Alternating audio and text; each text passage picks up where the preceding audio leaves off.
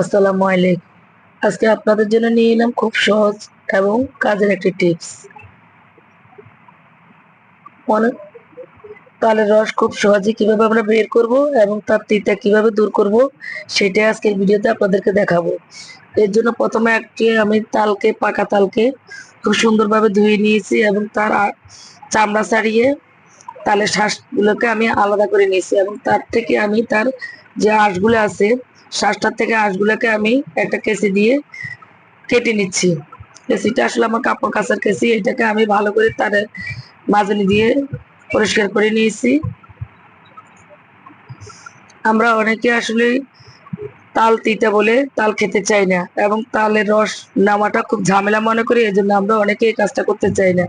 আশা করি আমার এই টিপসটা ফলো করলে আপনারা এখন থেকে যারা তাল দিয়ে বিভিন্ন নাস্তা খাবার প্রেমিক আছেন তারা সবাই এভাবে তাল নেবেন এবং খাবেন এবং সারা বছর কিভাবে সংরক্ষণ করা যায় সেটা আপনাদেরকে দেখাবো। আপনারা সংরক্ষণও করবেন। এখানে কি আঁশগুলোকে আমি কিছু পানি দিয়ে একটু মথে নিয়েছি।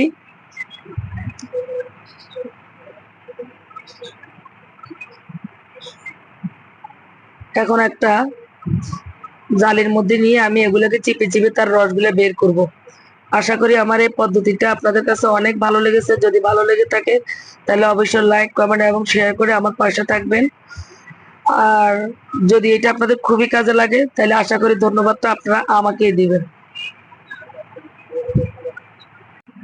আমি ভিডিওতে একদম সহজভাবে পুরো পদ্ধতিটা দেখিয়ে দিয়েছি।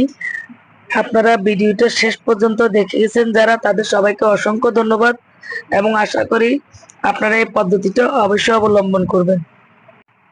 আর আমার এই ভিডিওটা যদি আপনাদের কাছে ভালো লাগে অবশ্যই একটা লাইক করবেন, কমেন্ট করবেন, আপনাদের প্রিয়জনের সঙ্গে শেয়ার করবেন এবং এমন আরো ঘরোয়া টিপস ও রান্নার ভিডিও পেতে আমার চ্যানেলটি অবশ্যই সাবস্ক্রাইব করে পাশে থাকবেন।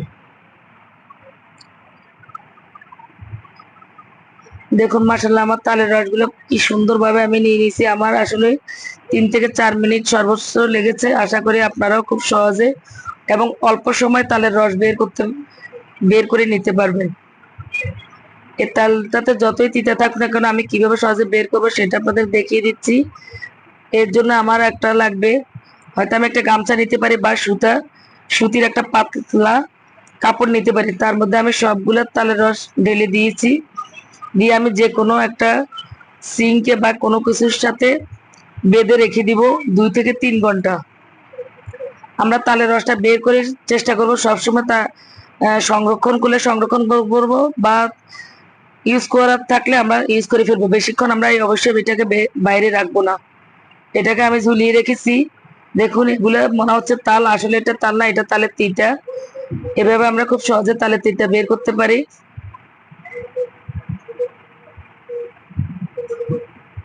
দেখুন মাশাআল্লাহ আমার তালটা কত সুন্দর দেখাচ্ছে, কারণ এর ভিতরে যে বাড়তি পানি ছিল সেটাও বের হয়ে গেছে এবং তিতা ছিল সেটাও বেড়ে গেছে। এটাকে এখন আমি একটা বক্সে নিয়ে ডিপ ফ্রিজে রেখে দিব। আল্লাহ হাফেজ।